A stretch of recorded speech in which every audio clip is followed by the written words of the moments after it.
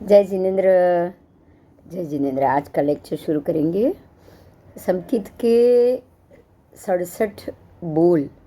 आज हमें ये टॉपिक करना है क्योंकि सम्यक दर्शन जिस कारण से शुद्ध होता है वो कारण ही 67 है।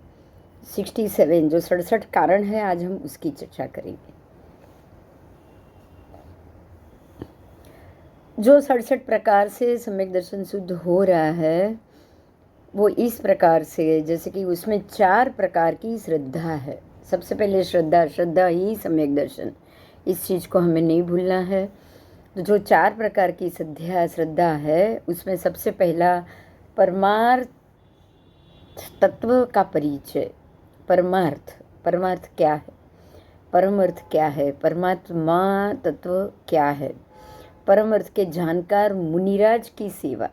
मतलब जो परम अर्थ है पहले तो उसका परिचय करना है, परम अर्थ का परिचय करना है। परम अर्थ जो हमेशा सभी का ही कल्याण सोचता है, सबके कल्याण का वो कारण है, उनके ही कल्याण होने से किसी न किसी एक जीव का कल्याण होगा जो निगोद से बाहर आएगा। तो ये परमार्थ हो गया, परमार्थ हो गया, क्योंकि उनका कल्याण सिद्ध होना भी एक निगोद के जीव को निगोद में से बाहर निकालने के बराबर। एक भव्य जीव निगोद के अंदर से बाहर आता है।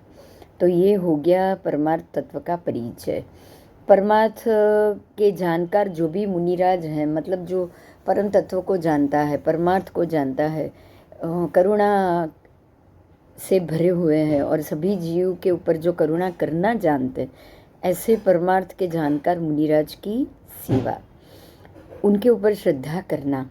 तीसरा है सम्यकत्व से भ्रष्ट हुए जीवात्माओं का त्याग। जो जीव को सम्यक दर्शन पे विश्वास नहीं, जो जीव को किसी भी अपने जो परम तत्व और उसका जो कारण है, जो परम तत्व है, जो परमार्थ है, किसी भी जीवों का कल्याण करने में उनको कोई रस नहीं है, सिर्फ वो अपने ही आत्म साधन या अपने ही स्वार्थ के पीछे ही वो लगे हुए हैं, ऐसे सभी जीवों से दूर रहना ही सम्यकत्व है।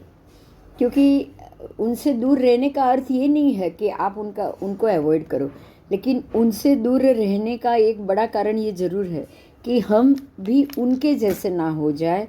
ये निरंतर रूप से सोचना, आपको उनको अवॉइड नहीं करना है, लेकिन आपको उनकी हर एक भाषा को अपनाना भी नहीं, उनके विचारों को आपको अपनाना तक नहीं। तो ये बहुत ज़रूरी है कि जो सम्यकत्व से भ्रष्ट हुए हैं, ऐसे जो मिथ्यात्वी जीवात्मा है, उन सबका आप विचारों से त्याग करो। वाणी, विचार और वर्तन से आप उनका जरूर त्याग करो, ठीक है। और मिथ्यात्व का त्याग, मिथ्यात्वी जीवों का तो त्याग है ही, लेकिन मिथ्यात्व का भी त्याग करना है। खाली मिथ्यात्वी जीवों का त्याग करके आप बैठोगे और उनके विचारों को अगर आपने अपना लिया है तो ज़रूरी नहीं कि आप समकिति बन पाओ। वैसे तो हर एक शास्त्रों की अलग अलग बात होती है, लेकिन सनातन धर्म ने एक बात ये भी बताई है, जैसे कि भगवत गीता उनका जो मुख्य आधार है, उसमें ये बात उन्होंने ये बताई है कि पाप का नाश करो, पापी का नहीं। मतलब ये हो गया यहाँ भी कि मिथ्यात्व का त्याग करो। मिथ्यात्वी व्यक्ति को आपको अवॉइड नहीं करना है, क्योंकि आपको तो सभी जीव पे करुणा करना है, तो उसके ऊपर भी करुणा तो आपको होनी ही चाहिए। यही बात परमात्मा ने भी बताई कि आप वो जीवात्माओं का जो भी भ्रष्ट हुए हैं उनके विचारों का त्याग करो, उनकी नीति का त्याग करो, उनके नियम का त्याग करो। क्योंकि अगर मिथ्यात्वी का भी, व्यक्ति का भी त्याग करना अगर आपको बोला होता तो परमात्मा ये नहीं कहते कि सभी जीव पे करुणा करो। प्रत्येक जीवों पे आपको करुणा होनी चाहिए, सभी जीव करो शासन जैसी ये भावना होनी चाहिए। परमात्मा ये तो जानते ही है कि अभवी जीव या मिथ्यात्वी जीव या एक ही जाति से बाहर नहीं आने वाले ऐसे कोई भी जीव कभी भी मोक्ष नहीं जाएंगे। परमात्मा तो ये जानते ही है। ऐसे बहुत सारे जीव है, जैसे अभव्य जीव, अभव्य जीव, प्रत्येक जितने जीव भव्य जीव की कक्षा है उतनी ही 28 प्रकार के भव्य जीव की कक्षा है। उस उतनी ही 28 प्रकार के अभव्य जीव की भी कक्षा है। मतलब जितने जीव भव्य है, जो जो एकेंद्रिय, बेंद्रिय, तेंद्रिय सभी एरिया में जो जो जीव भव्य है, उतने ही जीव उसी में, उसी कक्षा में, जैसे निगोद हो, जैसे मनुष्य हो, सभी में अभव्य जीव भी है। अगर नरक में भव्य है तो नरक में अभव्य भी है। तो इस प्रकार से जाति भव्य भी सभी में, घनोदधि में भी जाति भव्य जो घनोदधि से कभी नहीं बाहर आएंगे, घनवात में जाति भव्य जो घनवात से कभी बाहर नहीं आएंगे, अवकाशांतर में, ये सारी चीज़ों में जो जीव है, जीवात्मा है और वो जाति भव्य है, वो कभी अपनी जाति छोड़ के बाहर नहीं आने वाले। तो परमात्मा ये जानते हैं, फिर भी उन्होंने कहा कि सभी जीव पर करुणा कर। वो खुद भी ये भी चाहते हैं कि सभी जीव करूँ शासन रसी। उनको पता ही है कि ये सारे जीव तो उसमें से बाहर आने वाले ही नहीं, और शासन क्या है वो जानने वाले भी नहीं, लेकिन फिर भी वो जीव बाहर नहीं आ सकते, उसकी उनको करुणा है। ये बात पे वो करुणा कर रहे हैं कि ये जीव कभी बाहर नहीं आएंगे। तो फिर हमें भी मिथ्यात्वी के विचारों को त्यागना है, वो जीव पे जरूर आपको करुणा करना, ठीक है। उसके बाद आगे जाएंगे तो 3 प्रकार के लिंग है, 4 प्रकार की श्रद्धा हो गई जो हमें सम्यक तत्व में टिकाएगी। तो हमें ये चारों प्रकार की श्रद्धा जरूर करनी चाहिए। अब 3 प्रकार के लिंग बताए हैं, वो है श्रुतागम की परम अभिलाषा। आगम श्रुत, श्रुतागम का मतलब ही सीधा है आगमिक श्रुत। आगमिक श्रुत की परम इच्छा, परम अभिलाषा होनी ही चाहिए। हमारा नसीब सच में बहुत अच्छा है कि जो अभी भी आप आज भी आगमिक श्रुत को पढ़ रहे हो। आगमिक श्रुत आपके लिए बड़ा कारण है कि जो आप उसे पढ़ पा रहे हो। तो ये आगमिक श्रुत है, उसकी परम अभिलाषा होनी चाहिए कि जो भगवान ने जो कहा है उसको तो मुझे जानना ही जानना। परमात्मा ने जो वचन दिए, जो वचन बताए, जो बात बताई, उसको तो कुछ भी करके मुझे जानना है।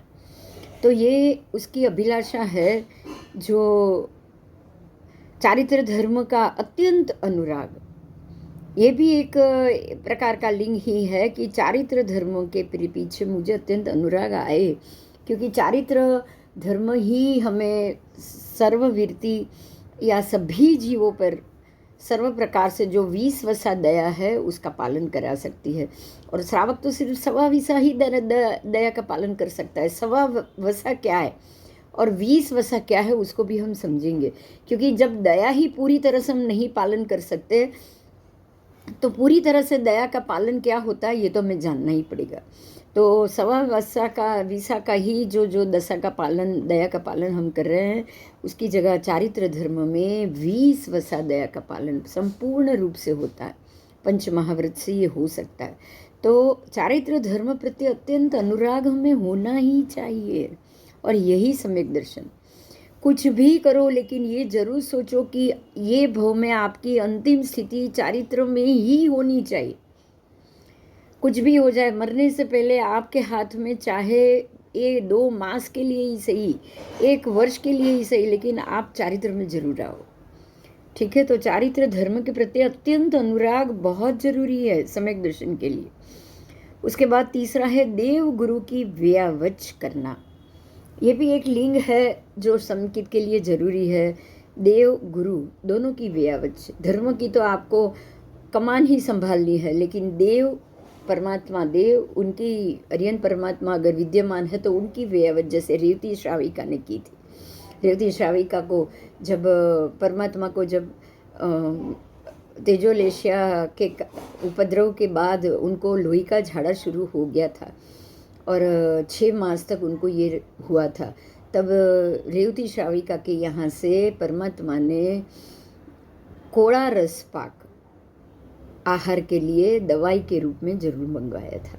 तो ये हम मानेंगे कि रेवती श्राविका जैसी उत्तम श्राविका को परमात्मा का, है ना, देव की व्यवच करने का मौका मिला, और भगवान हमें भी ये सारी चीज़ें बार बार ऐसे ही देते रहें। देव की श्राविका के जैसे ही हम सबके भी नसीब खुल जाए, ठीक है। तो ऐसे देव की व्यावच भी जरूरी है, और गुरु की व्यावच। आप गुरु तो विद्यमान आज के काल में बहुत होते हैं, आप उनकी जरूर व्यावच करो।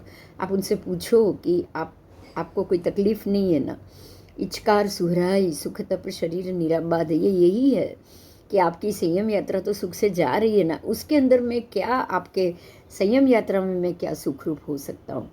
तो बिल्कुल समकीति की तरह ही आपको पूछना है, समकीति गुरु की ही बहुत अच्छे से व्यावच करना है, ठीक है। क्योंकि समकीति से भ्रष्ट हुए जीवात्माओं के विचारों को तो आपको जरूर त्यागना है। फिर वो इसीलिए देखो, यहाँ मैं एक बात समझाऊंगी आपको, बहुत महत्व की है।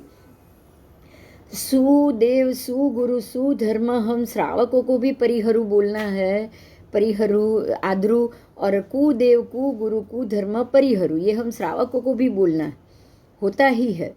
यहाँ तक कि ये बात मुहपति पड़ी लेहन में महात्माओं को भी बोलना होता है कि सुदेव सुगुरु सुधर्म आद्रु, कुदेव कुगुरु कुधर्म परिहरु। तो हमें यही बात समझाती है, ये सम्यकत्व को बहुत दृढ़ता से समझाती है कि सम्यकत्व से भ्रष्ट हुए जीवात्मा हमारे जैन कुल के श्रावक श्राविका भी हो सकते हैं और महात्मा साधु साध्वी भी हो सकते हैं। परमात्मा यही कह रहे हैं कि आप महात्मा उनको भी आप पहचानो, जानो। सम्यकत्व के ये 67 बोल है, ये बोल को अगर हम समझेंगे बराबर, अपने तरीके से इसको दिमाग में बिठाएंगे, तो कहाँ कहाँ कौन व्यक्ति, फिर वो महात्मा हो, साध्वी हो, साधु हो, श्रावक हो, श्राविका हो, कहीं भी कोई भी हो, आपको उनमें से सुदेव सुगुरु सुधर्म की आराधना कही गई। फिर वो चाहे अन्य धर्म के भी क्यों ना हो, अगर कोई सुगुरु अन्य धर्म के भी होंगे, जैसे वल्कलचिरी को इसी भव में मोक्ष हुआ था, वही वल्कलचिरी के भव में बराबर, तो वो जिनको केवल ज्ञान हो गया वो तो फिर सुगुरु ही हो गए, चाहे वो दूसरे ही, क्योंकि 15 प्रकार के सिद्ध के भेद है, 15 प्रकार, उसमें अन्य लिंग भेद भी है, अन्य लिंग से केवली सिद्धात्मा भी है। तो अन्य लिंग को भी जो केवली बन चुके हैं, जो सिद्धात्मा बन चुके हैं, वो सारे अन्य लिंग से होने के कारण वो सुगुरु सु तो हुए ही हुए ना, सुगुरु बने ही बने। तो इस प्रकार से जो हमें ये चीज़ को याद रखना है देव गुरु की व्यावच में कि सुदेव सुगुरु सुधर्म की मैं व्यावच करूँ, ठीक है। तो ये 3 लिंग हमें याद रखना है। ये तीनों लिंग मैं फिर से कह रही हूँ, आगम आ गए, चारित्र साधु साध्वी श्रावक श्राविका आ गए, और अरियन परमात्मा और गुरुदेव आ गए। देखो ये 7 क्षेत्र ही आए यहाँ, ये जो 3 प्रकार के लिंग बताए हैं उसमें 7 क्षेत्र आ गए। पहला है जिन प्रतिमा और जिन मंदिर और जिनागम, तीनों आ गए। देखो तीनों, क्योंकि उसमें देव की भी व्यावच है, गुरु की भी व्यावच, तो ये तीनों आ गए हैं। उसके बाद यहाँ आपको श्रुतागम, मतलब श्रुतागम, आगम के पुस्तक भी आ गए, और खास करके चारित्र धर्म, उसमें हम ये जानेंगे कि चारित्र धर्म के अंदर आपको श्रावक श्राविका का भी धर्म, देशवृत्ति धर्म भी आ गया, और साधु साध्वी का सर्ववृत्ति भी आ गया। तो ये जो 3 प्रकार के लिंग के प्रति जो हमारा सम्यक दर्शन का शुद्ध समकीति का जो 67 भेद बताया है, उसमें 7 क्षेत्र, साधु साध्वी श्रावक श्राविका, जिनागम जिनबिंब और जिन मंदिर, ये 7 चीज़ आ जाती। तो इसके प्रति हमें श्रद्धा, इसके प्रति विनय, इसके प्रति व्यावच, ये सब हमारे अंदर बहुत जरूरी। इसको पकड़ने से, ये पकड़ के रखने से ही हमारा समकित टिक सकता है बस, ठीक है। सूत्र तो आगम में बहुत है, प्रतिगमन के सूत्र, ये सारे इसी के अंदर से ही उद्धृत हुए। नवकार मंत्र तो उसी का ही दे, जो हर एक उत्सर पीढ़ी अवसर पीढ़ी में तो होता ही होता है। इसके तो जो 8,88,888 जो भी जाप कर लेगा ना नौकार मंत्र के, उनको तो तीसरे भव में श्रद्धा के साथ जो करेगा उसको तो मोक्ष होना ही होना है। आपको ये याद रखना, श्रद्धा से सम्यक दर्शन से होगा। सम्यक दर्शन होगा तो आपको कोई ना कोई आके ये 8,88,00,000 नौकार के जाप दे के भी जाएगा, आपको बाधा भी दे के जाएगा कि आपको ये काम करना है, ठीक है। तो समकीति होने के बाद ये नौकार के जाप, वो भी 8,88,00,000 आपको नहीं छोड़ना है। और ये जाप ही आपको सम्यक दर्शन में टिकाएगा भी और लेके भी जाएगा। नैसार को नौकार ही सम्यक दर्शन दिलाने में निमित्त बना था। तो अगर एक नौकार सम्यक दर्शन दिलाने में निमित्त बन सकता है तो 8,88,00,000 नौकार करने से तो तीसरे भव में मोक्ष होगा ही होगा। परमात्मा की ये सब बातें कभी मिथ्या नहीं जाती। बराबर। चलो आगे जाए। अब ये 3 लिंग के बाद 10 प्रकार का विनय। एक बात समझना है कि सम्यक दर्शन का दूसरा नाम विनय और विवेक है। ये चीज़ आप कभी नहीं भूलोगे, क्योंकि शनि ग्रह, मैं एक ज्योतिष की भी थोड़ी फलादेश की बात करूँगी। शनि ग्रह को कर्म का दाता कहा गया है। कर्म सिद्धांत खुद एक शनि ग्रह एक कर्म सिद्धांत ही है, और कर्मों के अनुसार फल देना उसकी न्याय और नीति रही है। शनिदेव कभी भी किसी से, ऐसा कहा गया है कि शनि ग्रह कभी भी किसी से पार्शियलिटी नहीं करता, और जो आपका जैसा कर्म होगा बिल्कुल उसको वैसा ही कर्म का फल भुगतने के लिए वो लाके सामने खड़ा कर देगा। तो ये सारी फलादेश की बात है। लेकिन यहाँ एक बात समझना है, जो कर्म सिद्धांत हो, जो कर्म को जानता हो, जो कर्म को पूरा कराने के लिए बिल्कुल न्यायी बन जाता हो, वो हमेशा विवेकी होता है, विनयी होता है, बिना जरूरी किसी को दंड नहीं देता, और जो दंडी है, जो गुनहगार है, उसको कभी वो बिना दंड भोगे जाने नहीं देता है।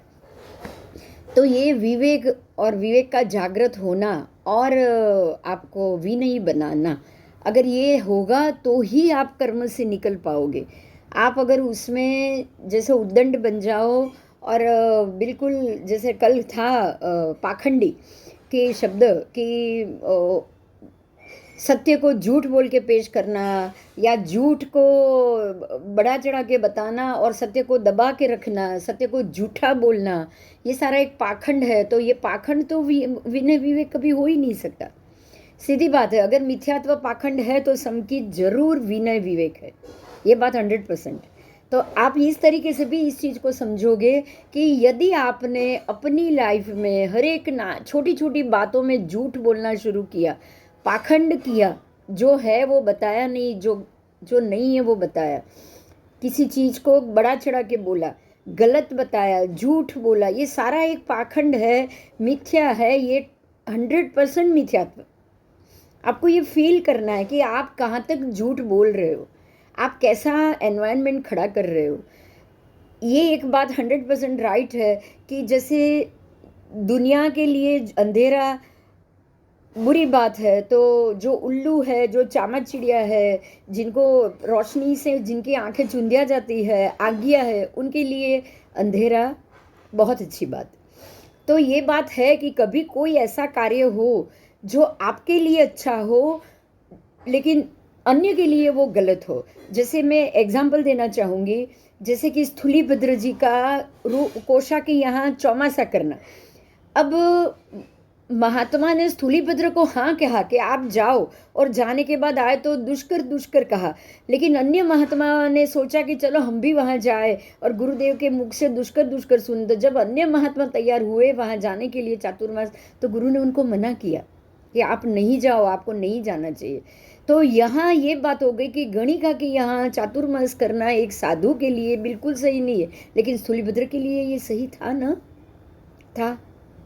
ऐसे ही कोई ना कोई ऐसा, जैसे कि जो हमारे जो नंदीशेण मुनि, जिनको जो रूप जो भी वेश्या के यहाँ जाके पिछले 10 साल अपनी दीक्षा छोड़ के गए और रहे, वो चाहे संसार में हर एक साधु या हर एक व्यक्ति के लिए गलत होगा, मैं समझ सकती हूँ, सभी के लिए गलत होगा, लेकिन नंदीशेण मुनि के लिए ये बहुत जरूरी था और सही भी था, क्योंकि उनका वहाँ कर्म खपाना बाकी था, और यही कर्म वो चरम भवी थे। उनको ये भव में अगर नहीं भोगते तो कब भोगते, तो कुछ ऐसी चीज़ें होती है, जैसे परमात्मा का जन्म नीच गोत्र में, नीच कुल में परमात्मा कभी जन्म नहीं लेते, ना भूतो ना भविष्यति। लेकिन प्रभु महावीर का तो वहाँ जन्म होना जरूरी था कि नहीं, उनको कर्म खपाना था। तो ऐसी नीच गोत्र में तीर्थंकर परमात्मा का जन्म कभी नहीं हो सकता, होना भी नहीं चाहिए, लेकिन प्रभु महावीर का जरूरी था। तो यही बात है कि हमें ये चीज़ को समझना पड़ेगा, और यही विवेक है कि हम अगर ऐसी कोई भी चीज़ देखें या उल्टी कोई चीज़ देखें तो हम चुप रहे, हम ये सोचे कि यहाँ ये व्यक्ति को ये कार्य करना जरूरी होगा ही होगा। मेरी बात समझ में आई? प्लीज़ ये बात को समझना और शांति से सोच के ये बात को खोलना। हो सकता है कि किसी व्यक्ति को आप ऐसी संदिग्ध अवस्था में देखो जो उनको वहाँ नहीं होना चाहिए, वो पूरी दुनिया के लिए गलत हो सकता है, पूरी दुनिया के लिए गलत हो सकता है, लेकिन शायद वो व्यक्ति अपने कर्मों को खपा रही हो, वो सम्यक दृष्टि हो तो वो कर्मों को खपा ही रही है। सम्यक दृष्टि है, वो विनय विवेकी है, और फिर भी ये हालत में तो वो जरूर कर्मों को खपा रही है। हाँ, अगर वो है ही ये प्रकृति की, ये दंभी प्रकृति की है, ये व्यक्ति पाखंडी है, तो उसके लिए ये दोष हो सकता है, लेकिन वो देखने वाले भी हम नहीं हैं। हमें सिर्फ ये देखना है कि अगर हमने कहीं ये ऐसी गलती देख ली ना, तो भी एक बार हाथ जोड़ के अब वहाँ से चले जाओ, चलेगा। बाद में अब शांति से सोचो कि क्या ये व्यक्ति मिथ्यात्वी है, पाखंडी है, या फिर सच में विवेकी और सम्यक दृष्टि। अगर आपको ये तोल मोलने के बाद ये लगे कि ये व्यक्ति पाखंडी नहीं है, ये व्यक्ति विवेकी है, विनयी है, सम्यकदर्शी है, बहुत ऐसा किसी महात्मा साधु भी हो सकते हैं जिन्होंने भी स्थूलीभद्र जी को 4 महीने के लिए कोषा वेश्या के यहाँ देखा होगा, उन्होंने तब क्या सोचा होगा कि जैन साधु भी यहाँ के रह सकते हैं। जैन धर्म के बारे में उन्होंने क्या सोचा होगा, बोलो। तो फिर भी ये हुआ। नंदीशेन मुनि वेश्या के यहाँ 10 साल तक रहे, उनको संतान भी हुई, फिर भी ये हुआ। तो कभी कभी सम्यक दृष्टि व्यक्ति जीवों को अपने कर्म चुकाने के लिए ऐसी हालत में जाना पड़े तो वो उनके लिए सही है। मैं ये नहीं कह रही हूँ कि ये समाज के लिए सही, लेकिन वो उनके लिए जरूर सही, ठीक है। तो कभी कभी कोई चीज़ किसी के लिए गलत हो, सबके लिए गलत हो सकती है, लेकिन किसी के लिए कभी भी गलत नहीं हो सकती। जो मोक्षाभिलाषी है, जो मोक्ष जाने वाले हैं, जो आने वाले समय में जिनकी 1 2 भव 3 भव से ज़्यादा भव अगर परंपरा नहीं होगी ना, तो उनको आप ऐसी संदिग्ध हालत में देखोगे भी देखोगे।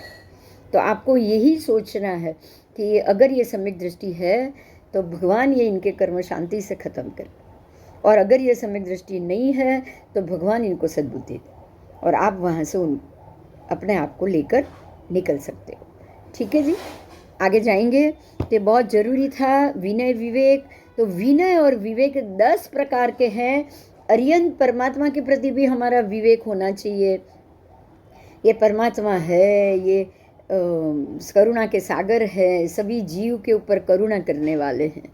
उसके बाद सिद्ध भगवान कि ये जीव ऐसे जीव है जो खुद अपना तो तारते हैं संसार, लेकिन वो तारते समय ऐसी इनकी प्रभा है या प्रतिभा है कि निगोद में से भी किसी एक जीव को वो बाहर निकालते हैं। ये उनका ही पुण्य बल है कि उनके कारण, उनके इस दुनिया से बाहर निकल के मोक्ष जाने के कारण निगोद से एक जीव बाहर आए। तो ये एक किसी भी एक जीव के कल्याण का कारण जरूर बनते हैं। उसके बाद है चैत्य मतलब कि सारे मंदिर और प्रतिष्ठित हुए मंदिर, प्रतिष्ठित किए हुए चैत्य के अंदर विराजमान अरियन परमात्मा।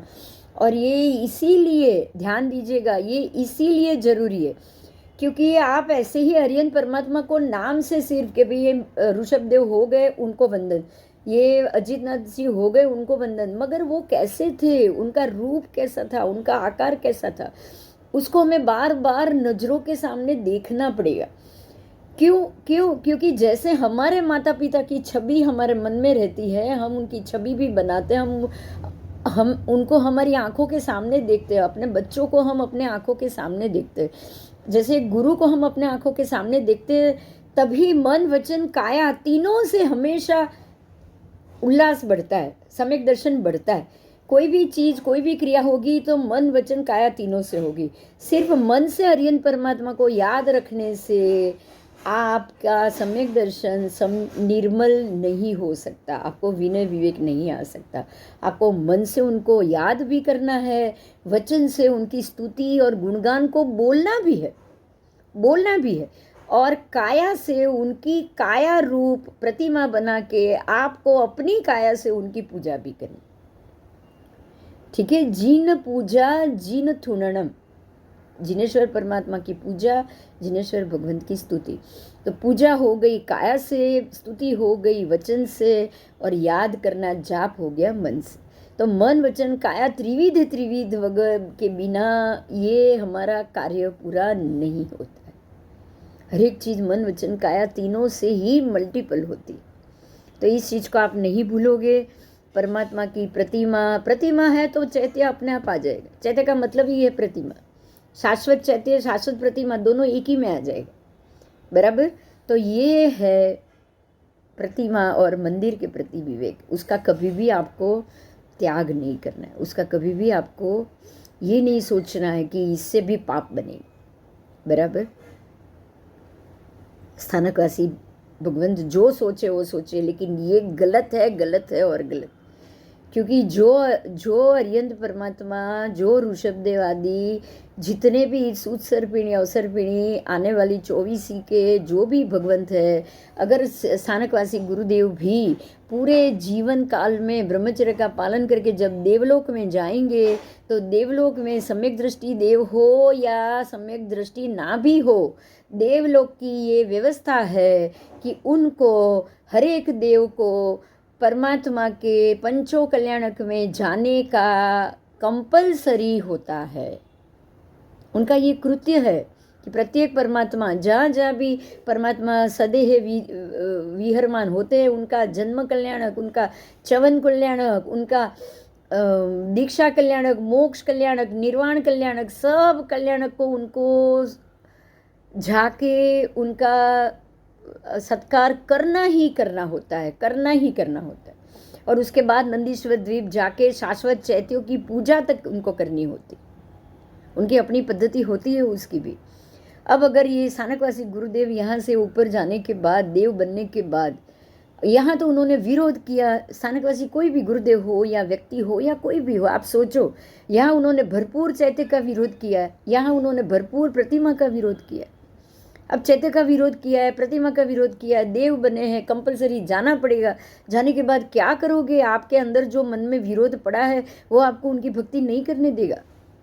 आप जाओगे भी तो कहीं कोने में खड़े रहोगे, आप जाओगे भी तो बिल्कुल अनमन से जाओगे कि अरे ये तो मुझे नहीं करना है, मैं ज़बरदस्ती यहाँ आ गया हूँ, मेरी इच्छा नहीं है, फिर भी मुझे यहाँ आके कुछ करना पड़ रहा है। तो ना मन वचन का है, आप कुछ भी नहीं जोड़ पाओगे, कुछ भी नहीं, कुछ भी नहीं। तो आप ये सोचो कि अरियन परमात्मा की प्रतिमा है, तो प्रतिमा तो आज है, हमारे लिए है, वो तो काया से विद्यमान है कि नहीं। उनके भी शब्द आगम के जो बोलते हैं, देशना देते हैं, वो भी वचन है। और वो खुद जब दीक्षा लेते हैं, नमो तीर्थस्स करके वो हो चुके सारे परमात्मा, तीर्थंकर परमात्मा को याद करके दीक्षा लेते, तो वो मन से भी तीर्थंकर परमात्मा की ही पूजा वो भी करते हैं। तो परमात्मा जब मन वचन काया तीनों से विद्यमान है, तीनों से अपनी सारी क्रिया करते हैं, धार्मिक क्रिया, मोक्ष की क्रिया, मोक्ष की साधना, वो तीनों से करते हैं, मन वचन काया तीनों से। तो हमको क्यों नहीं करनी? क्यों गलत सोच और गलत रास्ते पे चलना चाहिए? बताओ। तीर्थंकर परमात्मा की पूजा होनी ही चाहिए। चैत्य और तीर्थंकर परमात्मा की पूजा, ये दोनों चीज सम्यकत्व का मूल है, मूल। इस चीज को आप कभी नहीं भूलोगे। उसके बाद है श्रुति। श्रुति मतलब जो हम अपने आगम के जो पद है, आगम के जो शब्द है, उसके जो गाथार्थ, हमारे लिए चैत्यवंदन के पद, हमारे लिए प्रतिक्रमण के पद, बराबर। तो श्रावक श्राविका के लिए तो वो श्रुति, ये उसके प्रति भी आपको श्रुत विनय होना चाहिए। श्रुत विनय, श्रुत ज्ञान के प्रति विनय। फिर चारित्र के प्रति भी विनय होना चाहिए। शुद्ध चारित्र के लिए तो होना ही चाहिए। अगर कुचारित्री हो तो भी चारित्र के लिए तो विनय है ही। भरत राजा मरीचि को वंदन करने गए, वो चारित्री नहीं थे उस समय, खुद तो मिथ्यात्व के अंदर चले गए, नहीं चले गए थे तो भी वेश से तो आ गए थे, बाद में गए, राजा उनको वंदन करके गए, वो भी तो निमित्त बन गया उनका मिथ्यात्व में जाने का। मगर भरत राजा ने वंदन किया कि मैं आपके वेश को वंदन नहीं कर रहा, लेकिन आपके अंदर रहे तीर्थंकर के जीव को वंदन कर रहा हूँ। ठीक है, तो चारित्र तो वंदनीय होता ही होता है। फिर है साधु, साधु वर्ग, सब साधु समुदाय पूरा, जो छोटे हैं, सबसे छोटे हैं, पंचम नौकार का पंचम पद है, लेकिन अपनी पूरी जिंदगी वो मोक्ष की साधना में जिन्होंने लगा दी है, उनके प्रति तो हमें विनय होना ही चाहिए।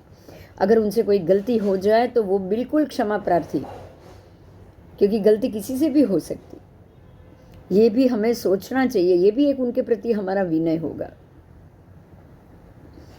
ठीक है, फिर आचार्य भगवंत, आचार्य भगवंत है जो आज संघ की जीवादोरी को संभालते हैं, साधुओं को भी संभालते हैं, सावक साविकाओं को वो धर्म की आराधना में टिकने या टिकवाने की पूरी कोशिश भी करते हैं। तो आचार्य भगवंत के प्रति भी हमारा विनय विवेक बहुत जरूरी। फिर उपाध्याय भगवंत की बात की है, उपाध्याय भगवंत भी छोटे साधुओं को पढ़ाना और संघ की, साधु जीवन की, उनके संघ समुदाय की भी व्यवस्था करना, ये भी उनकी जिम्मेदारी होती है। तो ये हो गए। उसके बाद 16वां है प्रवचन। प्रवचन की बात है। प्रवचन किनके लिए होता है, किसके सामने होता है, किनको समझाने के लिए होता है? तो प्रवचन होता ही चतुर्विध संघ के लिए, प्रवचन होता ही श्रावक श्राविका साधु साध्वी चारों के लिए होता है। ध्यान देना, प्रवचन पद एक ऐसा पद है जो परमात्मा आगम की वाणी को गणधर भगवंत को सुनाते हैं। त्रिपदी जो भगवान ने गणधर भगवंतों को दी, गणधर भगवंतों ने उसमें से द्वादशांगी की रचना की। तो परमात्मा का प्रवचन किसके लिए हुआ?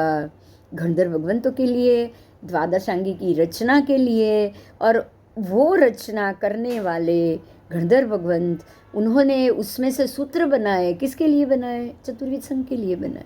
तो परमात्मा का प्रवचन पद, परमात्मा की वाणी को आप प्रवचन कहोगे और ये प्रवचन पद होगा। और इसी प्रवचन पद की आमन्या रखना, विनय रखना, मतलब कि आगम की गाथाओं का, आगम का हमें महत्व रखना चाहिए। आगम को झूठ कहने वाले, आगम को गलत कहने वाले, आगम को अधूरा कहने वाले सभी जितने भी महात्मा या साधु साध्वी या लोग या और कोई हो, वो सब को आपको दूर से नमन करके निकल जाए, क्योंकि एक मिथ्यात्व ही है जो उनको उनके मुख से आगम के विरुद्ध, आगमिक गाथा के विरुद्ध उनसे प्रचार करवाएगा। बराबर, उनको आगम का ही प्रवचन करना है।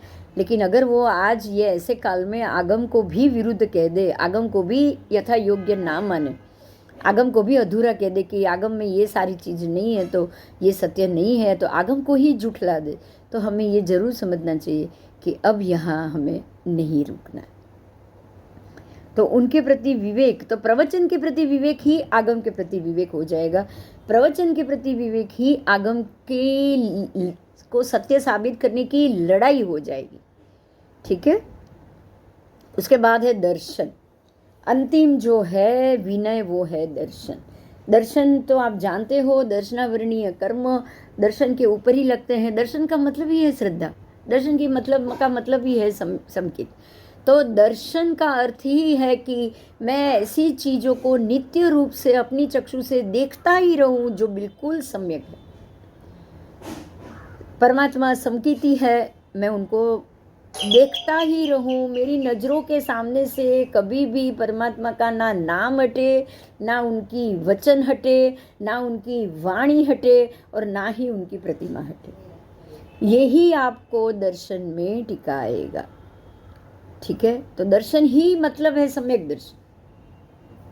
अगर सम्यक नहीं है तो दर्शन दर्शन ही नहीं। बराबर, अगर सम्यक नहीं है तो वो कैसा दर्शन हो जाएगा? गलत दर्शन हो जाए, विपरीत दर्शन हो जाए। तो ये हुआ हमारा 10 प्रकार का विनय। मैं फिर से सबका नाम बोलना चाहूँगी।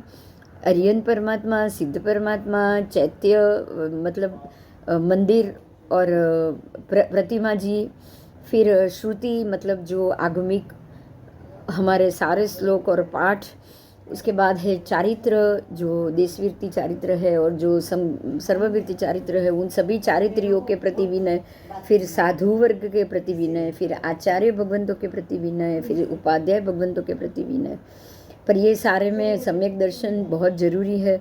उसके बाद प्रवचन पद के प्रति विनय, चतुर्विध संघ और साधु साध्वी श्रावक श्राविका के लिए जो परमात्मा की वाणी है उसके प्रति विनय।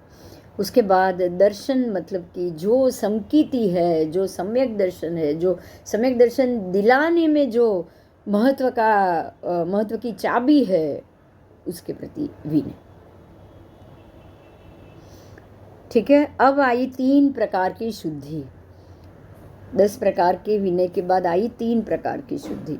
तो उसमें मन शुद्धि, वचन शुद्धि, काय शुद्धि, ये तीनों जरूरी। शुद्धि में भी एक है, नहीं चलेगा। खाली मन शुद्धि है नहीं चलेगा।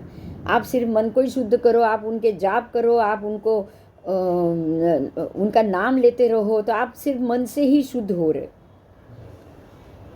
वचन से तब शुद्ध होगे जब आप उनके गुणगान को बोलोगे भी, या फिर उनके लिए गुणगान करोगे भी। तो उनकी गुणगान, उनकी स्तुति, ये सब बहुत जरूरी, ये भी बहुत जरूरी है। और काया की शुद्धि इसीलिए जरूरी है कि वो जब आप काया से विद्यमान हो, वो भी काया से विद्यमान है, आप अपनी काया को मान रहे हो, आप अपनी काया से उनकी भक्ति और सब कर रहे हो, क्योंकि बिना काया तो आप भक्ति नहीं कर पाओगे। तो आप जब बिना काया भक्ति नहीं कर पाओगे तो उनकी काया को क्यों आप अवॉइड कर रहे हो? उनको बिना काया आपको क्यों लेना है? आप समझ सकते हो मैं क्या कहना चाह रही हूँ? जब आप बिना काया ये एक भी व्यवहार नहीं कर सकते जो हमें सम्यक दर्शन दिला पाए, तो आपको उनकी प्रतिमा या उनकी जो हम बोलेंगे स्थापना, जिसको आप स्थापना निक्षेपा बोल रहे हो, उसके बगैर आप क्यों करना चाहते हो? आप उनकी स्थापना निक्षेपा किए बगैर कैसे कर सकते हो? कहीं अगर देवलोक में चले गए, ध्यान दीजिए, आप अगर कहीं देवलोक में चले गए और आपको सिमंदर क्षेत्रों में जाना पड़ा, भगवान की किसी भी वहाँ पे उत्सव हो, तो रोज जाते देव, तो वहाँ पे रोज जाते, परमात्मा के समोसरण में रोज जाते, विष विहर मान के। अगर आप उनके साथ वहाँ गए तो आप तो वहाँ जाके खड़े ही नहीं रहोगे, क्योंकि काया के रूप में अरियन परमात्मा का तो आपने हमेशा निषेध किया हुआ है। ये मैं सिर्फ स्थानकवासी को ही कह रही हूँ। और बाकी अन्य जो ये मानते हैं कि भगवान की पूजा प्रतिमा में बहुत पाप लगता है, मंदिर बनाने में पाप लगता है, ये सब उसके लिए है, ये सिर्फ उसके लिए। जब आप देव, आज ही अगर कुछ हुआ और आप देव बन गए और आप विष विहर मान के परमात्मा के सामने जाके खड़े रहे, तो आप यही कहोगे, अरे ये तो सब झूठ है, झूठ है, इनको मानना ही नहीं है, इनकी पूजा नहीं करनी, इनकी अर्चना नहीं करनी है, इनकी कोई भी, आप खाली देखो और खड़े रहो, और ऐसे ही देखकर अदब लगा के उनके सामने रुआब से खड़े रहो, नहीं वंदन करना है, नहीं कुछ करना है।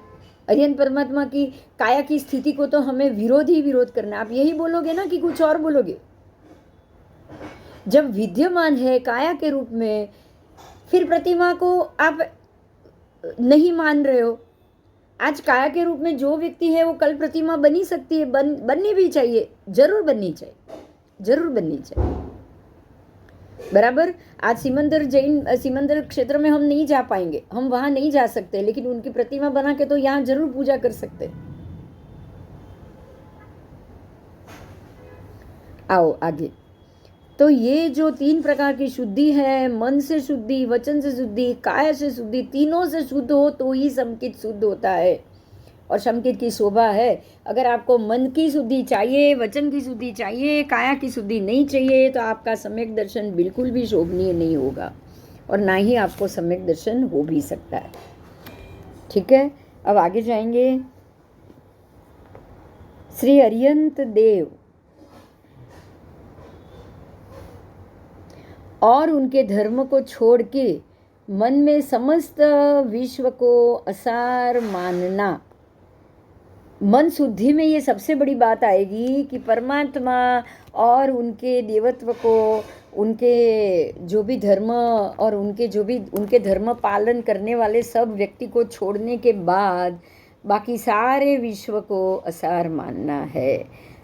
मन से अगर आपने संसार को असार नहीं माना तो फिर मोक्ष को आप मानोगे नहीं।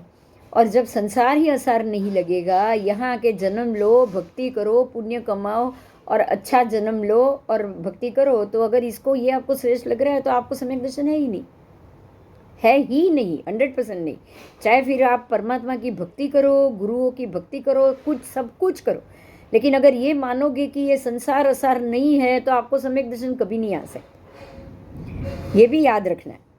परमात्मा की भक्ति करने से और ये 7 क्षेत्र की भक्ति करने से उनकी बहुमान से ही सम्यक दर्शन टिकता है। लेकिन संसार असार कर मानने से तो सम्यक दर्शन आता है, ठीक है। इनकी भक्ति करने से आपका सम्यक दर्शन टिक सकता है। परमात्मा के ऊपर श्रद्धा होने से सम्यक दर्शन आएगा ऐसा नहीं है। परमात्मा के ऊपर श्रद्धा होने से वो तो सबको होती है, लेकिन परमात्मा के ने जो ये बताया कि मोक्ष जरूरी है, मोक्ष जाने के बाद फिर से जन्म मरण लेना नहीं पड़ेगा, जो जीव चाहता हो कि उसको जन्म मरण ना लेना पड़े उसको मोक्ष की साधना करनी ही चाहिए। मोक्ष है, सिद्ध गति है और सिद्ध के जीव वहाँ से वापस कभी नहीं आएंगे। अगर इतनी चीज उनकी बात मानोगे तो आपको सम्यक दर्शन होगा। समझ में आया? तो सम्यक दर्शन का मूल यही है कि संसार की असारता। अगर ये मूल नहीं है ना तो भी सम्यक दर्शन नहीं आएगा, तो भी नहीं आएगा, ठीक है। तो विश्व को असार मानना ही मन शुद्धि है। अगर विश्व आपको सही लग रहा है, विश्व आपको सुख देने जैसा लग रहा है, तो फिर आपका मन शुद्ध नहीं हो पाएगा। श्री हरिहर परमात्मा के धर्म की आराधना से यदि कार्य की सिद्धि ना हो, वो दूसरे देवों के धर्म सिद्ध की तरफ आप अगर हम जाएंगे तो उससे तो हमारा धर्म सिद्ध होने वाला ही नहीं है। ऐसा जान के अन्य देवों की प्रार्थना ना करे, वो है वचन शुद्धि। वचन शुद्धि कैसे आएगी?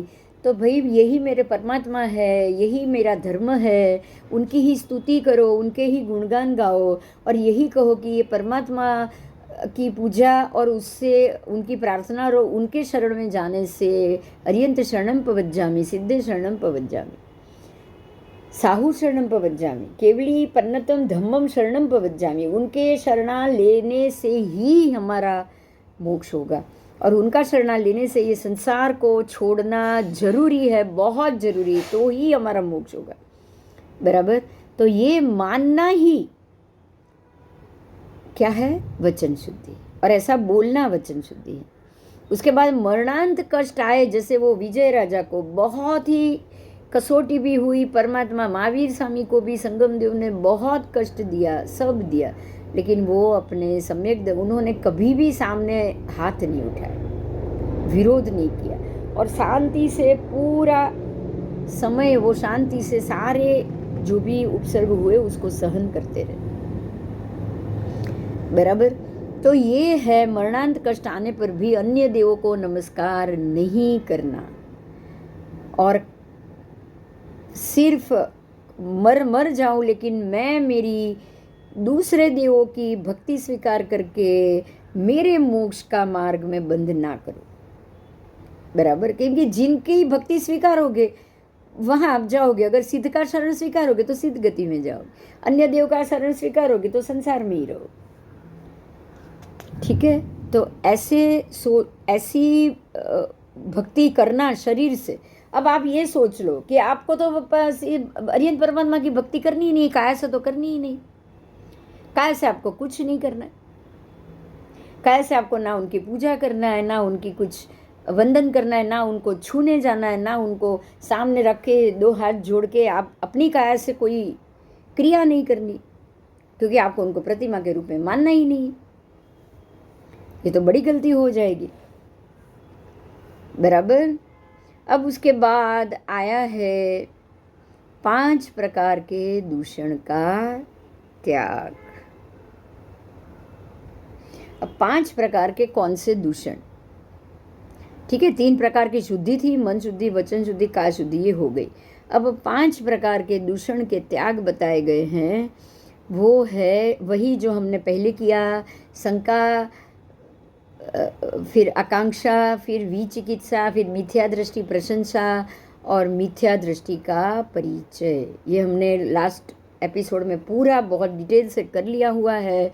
तो ये 5 दूषण का अतिचार रूप में सविस्तार हमने कल के ही एपिसोड में किया हुआ है। ठीक है, तो ये आपका 5 दूषण है, उसका त्याग करना है। उसके बाद 8 प्रकार के प्रभावक, जो 8 प्रभावक है जिनकी प्रभावना करनी चाहिए, जिनका बहुमान करना चाहिए, जिनका गुणगान करना चाहिए, ये 8 प्रकार के प्रभावक का हमें गुणगान करना है। वो प्रभावक क्या है? तो बहुश्रुत मतलब जो द्वादशांगी आदि प्रवचन करने वाले या जो गणि पिटक के अतिशय ज्ञान द्वारा जनता को प्रभावित करते हैं। मतलब जो गणि पिटक का ज्ञान रखते हैं, गणि पिटक का ज्ञान है द्वादशांगी का, और जो द्वादशांगी मतलब जो श्रुत बहुश्रुत है, श्रुत केवली, फिर ये सारे साधु समुदाय होते हैं, उन सब का हमें बहुमान करना। ठीक है, उसके बाद है धर्मोपदेश। तो ये प्रभावक है, ये एक प्रभावक है क्योंकि ये उनका प्रभाव है, श्रुत केवली ही उनका प्रभाव है। उसके बाद आया है धर्मोपदेश देने में प्रभावक, जो धर्म का उपदेश देने में प्रभावक है, जो संसार की असारता आपको सिखाए ऐसे प्रभावक है, बराबर, जो मोक्ष जाने का रास्ता आपको दिखाए ऐसे प्रभावक, जो आपको सम्यक दर्शन क्या है वो समझाए ऐसे प्रभावक, जो आपको मिथ्यात्व क्या है और कैसे आप उसका त्याग कर सकते हो वो रास्ता बताए ऐसे वो है प्रभावक। ये पुस्तक लिखने वाले ही बड़े प्रभावक है, जिसकी आलोचना, जिसके हर एक शब्द पे हम अपने आप को विनयी बना के उनके शब्दों का मनन, चिंतन और वांचन कर रहे हैं। ठीक है, तो ये धर्मोपदेश देने में प्रभावक हुए। उसके बाद वाद प्रभावक, वाद विवाद करना, चर्चा करना बहुत जरूरी होता है। जो कोई व्यक्ति अगर सत्य के विरुद्ध कोई बात खड़ी हो जाए तो वो उसका खंडन करना वाद के बगैर शक्य नहीं। उसको वाद कहा गया है, विवाद नहीं। असत्य का खंडन करना और सत्य को स्थापित करना वो वादी ही कर पाता है, और एक वादी को जरूर ये कार्य करना चाहिए, और ये कार्य करने वाला वादी जरूर प्रभावक होता है, बराबर। हमेशा लड़ना ही चाहिए, असत्य को लड़के गिराना ही पड़ेगा। असत्य का हमारे सामने ना टिकना जरूरी है, और वो उसको नहीं टिकाने के लिए लड़ना पड़ेगा। और ये सारा प्रशम लड़ाई है, ये आपकी लड़ाई ही प्रशम है, ये आपके कषाय ही प्रशम कषाय। आपको ये नहीं सोचना है कि आप ये कषाय की उत्पत्ति क्यों ले रहे हो, आप ये कषाय को क्यों मोल रहे हो, ये कषाय है ही नहीं, इससे कोई कषाय के कर्म नहीं बंधने वाले। और एक बड़ी बात ये होगी कि जो निमित्त आपके सामने खड़ा हुआ है, हो सकता है ये आपके ही बनाए हुए हो सकता है ये लड़ाई लड़ने का जो आपको मौका मिला है वो हो सकता है कि पूर्व के जन्म में आपने ऐसे कर्म किया हो कि ये लड़ाई आपके कारण भी खड़ी हुई हो, और आपको आज सम्यक दर्शन आने के बाद बुद्धि आई है और आप ये विवाद को मिटाना चाहो। ये जरूर हो सकता है, जरूर हो सकता है।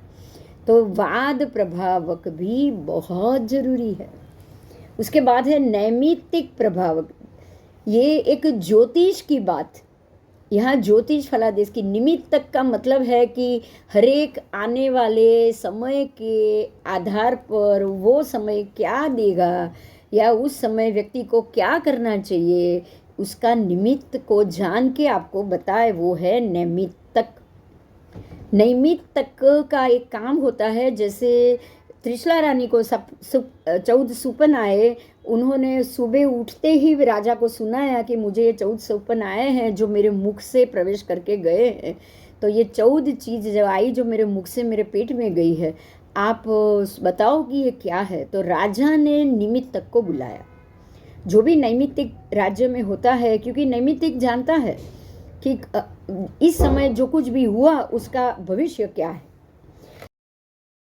ज्योतिष शास्त्र है। तो किस समय क्या हुआ है, उस समय की क्या स्थिति है, उस समय के ग्रह नक्षत्र की वो क्या स्थिति होगी वो देखेंगे, और उसके बाद वो देंगे, बताएंगे कि भाई या तो आपकी कुक्षी में से चक्रवर्ती आया है या कोई तीर्थंकर परमात्मा है, क्योंकि निमित्तक है। वो सिर्फ दो में से ये दो की ही संभावना बता सकते हैं। निमित्तक को ये पता है कि ऐसे स्थिति 14 सपना देखना सिर्फ तीर्थंकर परमात्मा का जीव हो गर्भ में तो ही माँ देखेगी, या चक्रवर्ती का जीव गर्भ में होगा तो ही माँ देखेगी, बस। तो ये शास्त्र को बताने वाला है नैमित्तक प्रभावक, और इसको यहाँ आप ये समझ सकते हो कि शास्त्र ने इसको 8 प्रभावक के अंदर रखा हुआ है। अब आप ये बताओ कि ये बताने वाला, ऐसे सामुद्रिक शास्त्र को बताने वाला, ऐसे आकाश के गणित से जो तीर्थंकर परमात्मा का जन्म हुआ है या ये किसी चक्रवर्ती का जन्म हुआ है या इनका जन्म हुआ है, ये सब सारी चीज बताने वाला कोई भी कैसे अशुद्ध हो सकता है? नैमित्तक को या फिर वो समय के अनुसार ग्रहों नक्षत्रों की स्थिति को देख के, या फिर ये जो सपने आए हैं, क्योंकि परमात्मा को जन्म लेना होगा, जन्म काल में 7 ग्रह उच्च स्थान में जाएंगे। तो जैसे निमित्तक और तीर्थंकर परमात्मा का जन्म का एक संबंध होता है, वैसे ग्रहों और तीर्थंकर परमात्मा का भी एक संबंध होता है। चक्रवर्ती का भी जन्म होगा तो 7 ग्रह उच्च स्थान में जाएंगे। तो जैसे चक्रवर्ती का संबंध और निमित्तक का एक संबंध, सपने का एक संबंध होता है, ऐसे चक्रवर्ती और ग्रहों के भी उच्च स्थान में जाने का एक संबंध होता है। तो ग्रहों की जो गणित है और जो उससे जो तीर्थंकर परमात्मा या चक्रवर्ती परमात्मा या उच्च कुल के जीवों की जो हमारे जिन शासन को और आगम और 7 क्षेत्रों के लिए जो जरूरी है, मतलब जो सम्यक प्रकार के लिए, सम्यक ज्ञान की वृद्धि के लिए, सम्यक प्रकार से जो व्यक्ति को आप निमित्तक अगर उसमें अगर आप उसका उपयोग करो, ज्योतिष शास्त्र हो या निमित्त शास्त्र हो, अगर आप सम्यक प्रकार से उसका उपयोग करोगे तो वो भी आपके लिए बिल्कुल प्रभावक साबित होगा। ठीक है, तो यहाँ ये विषय को भी प्रभावक बताया गया है। आगे जाएंगे, क्योंकि वो सम्यकदर्शी के लिए है, ये सम्यक दर्शन की प्राप्ति के लिए इसका उपयोग है, इसीलिए ये प्रभावक है, अन्यथा नहीं। आगे जाएंगे, आगे भी हम दूसरे प्रभावक देखेंगे, वो है तपस्या प्रभावक। बहुत सारे आज के भी व्यक्ति हैं, जैसे हंसरत्न महाराज जी बहुत उपवास करते हैं, 6 मास के उन्होंने बहुत उपवास किए हैं, और अन्य भी 2-3 और भी हैं जिनसे हम सुनते हैं, इन्होंने भी 6 मास के उपवास किए। एक महात्मा भी है और कोई श्रावक श्राविका भी है।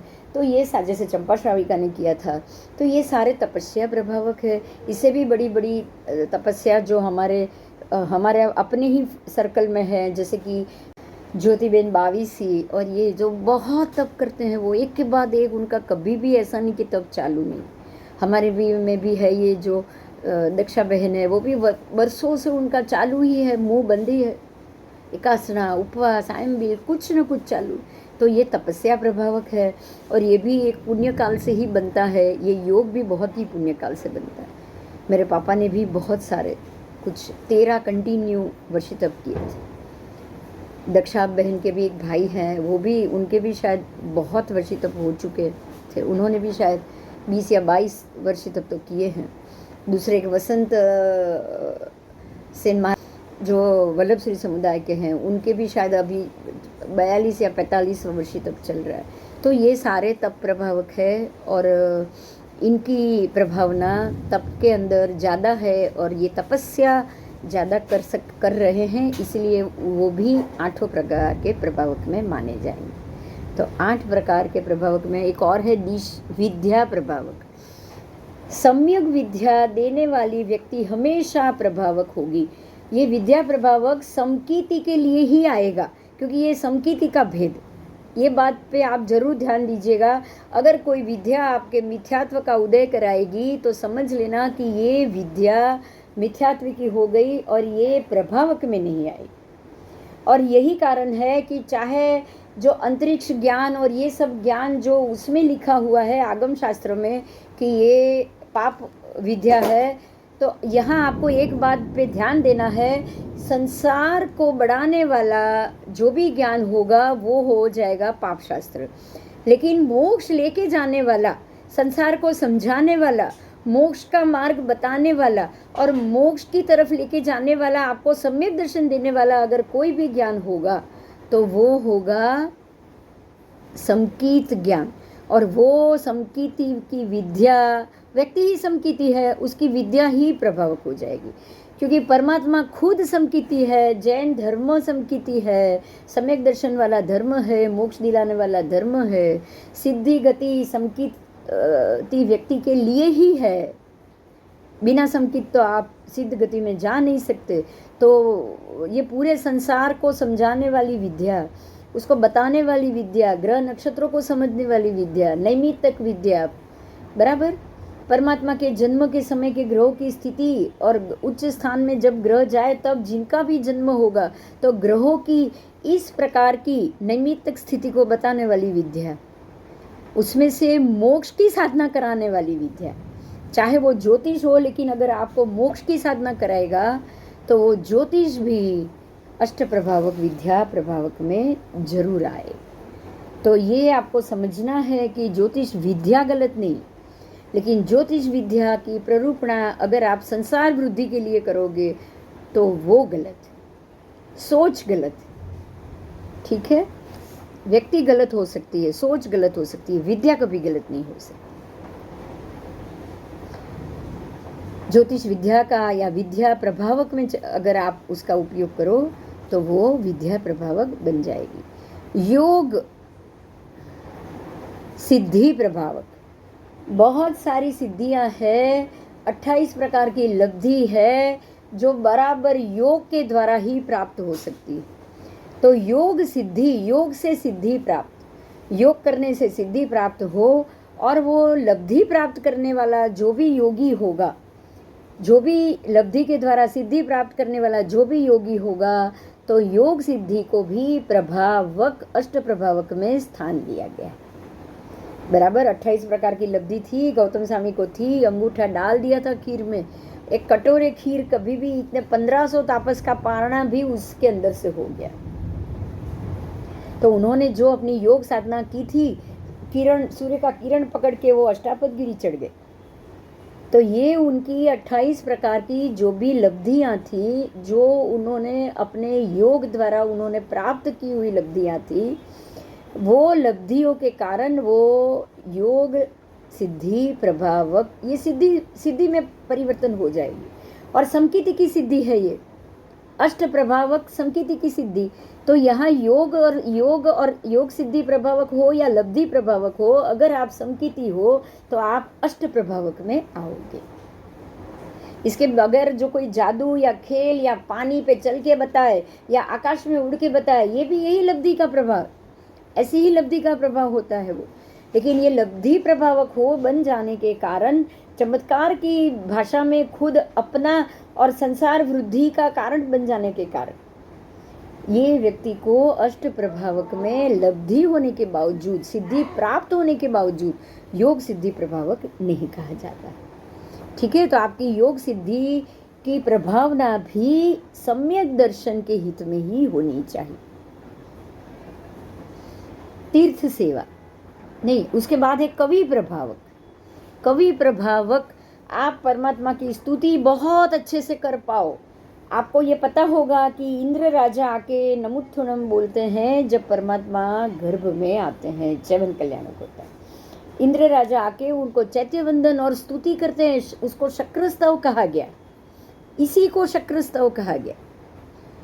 तो कवि होना भी जरूरी है। आप ये मत सोचो कि कवि मतलब कि शायर या किसी स्त्री की सुंदरता का वर्णन करने वाला, उसकी जगह सम्यक दर्शन की कविता करो। सम्यक दर्शन को शब्दों में प्रस्तुत करना, अगर आपको कवि बनना है, अगर आपको शायर बनना है, तो संसार से मुक्त दिलाना, परमात्मा से प्रीत बंधना, प्रभु से प्रीति करो, ऐसे कवि बनो, ऐसी कविता रचो। स्तुति रचो, गुणगान करो, गाओ, नाचो, जैसे रावण ने किया, मंदोदरी ने नृत्य किया, रावण ने वीणा वादन किया और तीर्थंकर नाम कर्म बांधा। बराबर। तो कवि बनना, कवि प्रभावक बनना, ये सम्यकदर्शी ही बन सकता है। सम्यकदर्शी ही कवि अगर सम्यकदर्शी है तो ही प्रभावक बन सकता है। और ये कवि किसकी सम्यकदर्शी है तो किसकी प्रभावना, किसकी कविता लिखेगा? परमात्मा के ऊपर कविता लिखेगा। तो कवि प्रभावक, आज अगर जितने भी हमारे पूजा रचने वाले गुरुदेव हैं, विनय विजय महाराज, आत्माराम जी महाराज, वो सारे कवि प्रभावक थे। वल्लभ सूरी महाराज जिन्होंने, यशो विजय सूरी महाराज जिन्होंने 24 की 24 बनाई, आनंद घनजी महाराज वो कवि प्रभावक थे। ये सारे सम्यकदर्शी थे। सम्यकदर्शी बनने के बाद अपने आप अंदर से कविता बाहर आती। देवचंद्र 24 वो भी कवि प्रभावक थे। अपने आप अंदर से शब्द स्फुरते हैं उनको, और 7 क्षेत्र के लिए स्फुरते। ठीक है। तो ये हो गए 8 प्रकार के प्रभावक। तो जैसे कि मैं फिर से आपको ये याद दिला दूं, एक तो खास करके बहुश्रुत द्वादशांगी आगम के पाठ का पठन करना। आप अभी वही कर रहे हो, आप सब यही कर रहे हो, उसी को सुन रहे हो, उसी को समझ रहे हो, उसी के अंदर कल्पना कर रहे हो, उसी के सत्य को जानने की कोशिश कर रहे हो। तो आप भी आगम प्रभावक बन सकते हो, बन रहे हो। उसके बाद आया है धर्मोपदेश देने में प्रभावक। तो आपने जो जाना है वो किसी को उपदेश में ले जाओ। वाद प्रभावक, सत्य के लिए लड़ो। नैमित्तिक प्रभावक, किसी भी ऐसे संजोगों को फलादेश के रूप में, ग्रह की किसी भी घटना को लेके उसके निमित्त से आप आगे जाओ और ये बताओ कि भाई ये समय आने वाला है, आप इसमें अच्छे से साधना करो। तपस्या प्रभावक, जितनी हो सके तपस्या करो और तपस्वी की अनुमोदना करो। फिर विद्या प्रभावक, तब तो आपको जानते हो 12 प्रकार के होते हैं। विनय, व्यावच, सारे प्रायश्चित, ये सब तप ही है। तो ये तप नहीं हुआ, उपवास नहीं हुआ, पचखांड नहीं हुआ, तो आप उणोद्री तप करो, वृत्ति संक्षेप तप करो। खाने में 8-10 चीज से ज़्यादा थाली में लो ही नहीं, नियम ले लो, नियम बना लो। खाने में खाना खाने बैठे हो, 100 चीज़ सामने पड़ी है, उसमें से सिर्फ 7 चीज़ लो आप, बस पेट भर गया, बहुत हो गया, इससे अतिरिक्त चीज़ मुझे नहीं चाहिए। अपने आप तपस्या के लिए प्रभावक बनते जाओगे। फिर विद्या प्रभावक, कोई भी विद्या अगर सम्यक दर्शन का बोध कराएगी तो वो विद्या प्रभावक विद्या है, और उस विद्या के अगर आप धारक हो तो आप भी विद्या प्रभावक हो। फिर योग सिद्धि प्रभावक, जो भी 28 प्रकार की सिद्धियां अपने आप प्राप्त होती है, सम्यकदर्शी को साधना करते करते आगे आगे बढ़ते हुए सिद्धियां अपने आप प्राप्त होती है।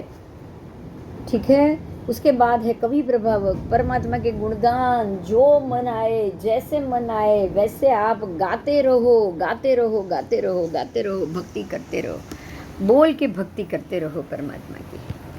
और अब उसके बाद है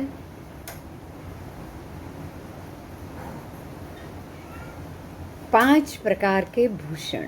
अब है संकीत के भूषण। भूषण का मतलब है कि सम्यक दर्शन की ऐसी स्थिति जो एक आभूषण की तरह बिल्कुल उत्कृष्ट उत्तम रूप में सम्यक दर्शन को वो मजबूत बना दे, उसको भूषण कहा जाता है। ये जो 5 भूषण ऐसे भूषण है जो संकीत को बिल्कुल निर्मल और मजबूत बनाता है, तो इसीलिए उसको आभूषण रूप कहा है। आभूषण से हमारी शोभा बहुत बढ़ जाती है, तो इसी प्रकार से संकीत के ये आभूषण के कारण आपकी शोभा बहुत बहुत बढ़ जाएगी। अभी आभूषण क्या है ये देखो, क्या ये बहुत ज़रूरी है संकीत के लिए, ये आभूषण का होना बहुत ज़रूरी। तो ये आभूषण है संकीत के 5 भूषण। जिन शासन में कुशलता, जिन शासन के मामले में आप इतना जानो कि आप बिल्कुल कुशल बन जाओ। कुशल ऐसे बन जाओ कि आपको कोई अगर गैर मार्ग पे दौड़ने आए या कुछ झूठ बताने आए ना, तो भी आप इतने कुशल बन जाओ कि आप उसकी झूठ बात को पकड़ भी पाओ और सत्य को मजबूती से खड़ा भी रख पाओ, उसके लिए लड़ भी पाओ। क्योंकि झूठ के लिए आप मजबूती से लड़ोगे तो यही हमारा प्रशम रस होगा। प्रशम रस बढ़ेगा ही बढ़ेगा। सम्यक दृष्टि के प्रति का ये प्रशम राग होगा, प्रशम रस होगा, और यही चीज आपको समकित में ज्यादा स्थिर कर देगी।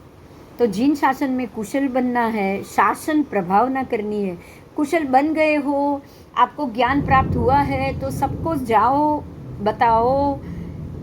आपको देख के कुछ लोग ये सोचे कि ये शासन बहुत उत्तम है, आपकी बातें सुन के उनको लगे और वो आपसे प्रभावित हो, और इसी कारण से वो जिन शासन से भी प्रभावित हो। तो आपको इस प्रकार से पहले जिन शासन की कुशलता प्राप्त करनी है और उसके बाद शासन में सिद्धि प्रभावक बनना है, शासन सिद्धि के प्रभावक बनना है। ठीक है, शासन के प्रभाव ना करनी। उसके बाद है तीर्थ सेवा। तो तीर्थ है, जंगम तीर्थ है 7 क्षेत्र। आज हमारे सामने वही तीर्थ है, साधु साध्वी श्रावक श्राविका और जिन चैत्य, जिन मंदिर, जिन आगम। तो ये 7 क्षेत्रों की सेवा ही तीर्थ सेवा है। और अगर आप समकिति हो, शासन के प्रति अनुरागी हो, शासन के प्रति कुशल हो, तो फिर ये 7 क्षेत्र की पूजा ही करनी है उसको तो ये छोड़ना ही नहीं है। तो तीर्थ सेवा 7 क्षेत्र की सेवा हो गई। उसके बाद है स्थिरता। तो इसी विचारों में आप स्थिर रहो, यह आभूषण रूप है। अगर आप स्थिर रह गए तो आपका सम्यकत्व निर्मल होगा। और उसके बाद है भक्ति। तो भक्ति करनी है, परमात्मा की भक्ति करनी है, 7 क्षेत्र की, साधु साध्वी श्रावक श्राविका, परमात्मा आगम, उसमें से जो समकिति है उसकी भक्ति करनी। एक बात याद रखना, जो समकिति है उसकी भक्ति करनी। समकिति कैसा होता है आज आपने जान ही लिया है 67 भेद से। अगर ये समकिति है तो मेरी पूरी की पूरी श्रद्धा से मैं उसकी भक्ति करूँगी, अगर ये समकिति है तो। और अगर ये जगह समकिति नहीं है तो मेरे वर्तन से लोग समकिति बने, मेरे वर्तन से लोग विनय को समझे, विवेक को समझे और विनय विवेकी बने। ये भी तो हो सकता है ना। अगर आप गलत जगह पे खड़े हो, परमात्मा ऐसी बहुत सारी जगह पे गए हुए, जैसे कि अरण्य में और चंड कौशिक के पास गए, जो विषैला था, जो डंक मारने वाला था, लेकिन परमात्मा के व्यवहार से ही उसको जाति स्मरण ज्ञान हुआ। तो ऐसी जो अरण्य भूमि है जहाँ पे अभवी जीव ज़्यादा हो, जहाँ पे हम ये कहेंगे कि ये क्षेत्र ही अनार्य क्षेत्र हो और अनार्य जीव ज़्यादा हो, तो वहाँ जाके भी आपके बिहेवियर से, आपके अनुकरण से अगर वो भी भव्यता की तरफ आए या शासन को समझे या समकिति की तरफ आए, समकिति की तरफ वो व्यक्ति कैसे आएगा, ध्यान दो, सिर्फ आपका विनय और विवेक देख के। अगर आप वहाँ जाके विनयी रहोगे तो ही वो आपके पास आएंगे। अगर आप वहाँ जाके विवेकी रहोगे तो ही आपके विनय विवेक से जागृत होके पहले वो आपकी तरफ आकर्षित होंगे, और आपकी तरफ आकर्षित होने के कारण ही उनके अंदर ज़्यादा मात्रा में विनय और विवेक अपने आप जागृत हो जाए। ठीक है, तो आपको किसी भी अवस्था में कहीं भी जाके आपको ये नहीं सोचना कि ये जगह मैं नहीं जा सकता, ये जगह मैं नहीं जा सकता। अगर ऐसा होता तो सूलीभद्र को कोषावेशा के यहाँ गुरुदेव भेजते भी नहीं, समझ लीजिए आप। अगर ऐसा होता तो नंदीशेन मुनि को वेश्या के यहाँ जाने से परमात्मा महावीर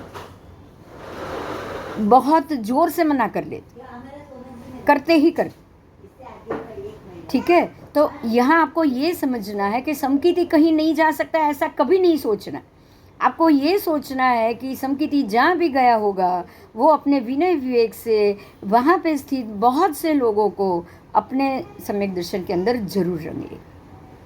आओ, तो ये बहुत बड़ा आभूषण है।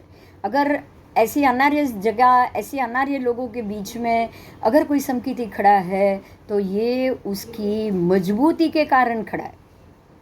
नहीं तो वहाँ जाके समकिति को मिथ्यात्व बनने में कितनी देर लगेगी, आप सोच सकते हो, आप समझ सकते हो। मिथ्यात्व के बीच में समकिति को नहीं जाना, ये तो बताया ही नहीं, लेकिन वहाँ जाके आपको अपने सम्यकत्व में दृढ़ रहना है बस।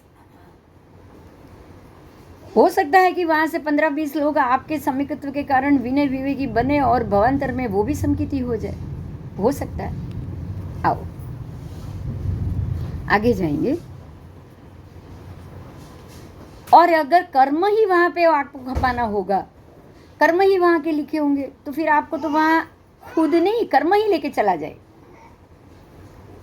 आप ये चाहो कि मैं इसी कारण से एक बात ध्यान देनी है समकिति जीव को, मेरी इच्छा ये है कि मैं यहाँ खड़ा रहूँ, मेरी इच्छा ये है कि मैं यहाँ खड़ा नहीं रहूँ, ऐसा उसको कभी नहीं सोच, कभी नहीं सोच। ये उसको पता ही नहीं उसके कर्म उसको कहाँ बुला रहे। नंदीशेन मुनि ने ये चाहा था, भगवान से कहा था कि नहीं मुझे दीक्षा लेनी ही लेनी, मुझे दीक्षा, परमात्मा ने मना किया तेरा संसार बाकी है, लेकिन नहीं, वो बोले मैं संसार घटाऊंगा, मैं अपने भोग पे काबू करूंगा, मैं विषय पे काबू करूंगा, लेकिन मुझे दीक्षा लेनी ही लेनी। परमात्मा के मना करने के बावजूद उन्होंने दीक्षा ली। तो यही पे है कि वो समकिति थे, वो चरम भवी थे, उनको वेश्या के यहाँ 10 साल जाके रहना था। यही पे बात आती है कि कर्म है, उनका कर्म बाकी था इसलिए उन्होंने जीत की थी।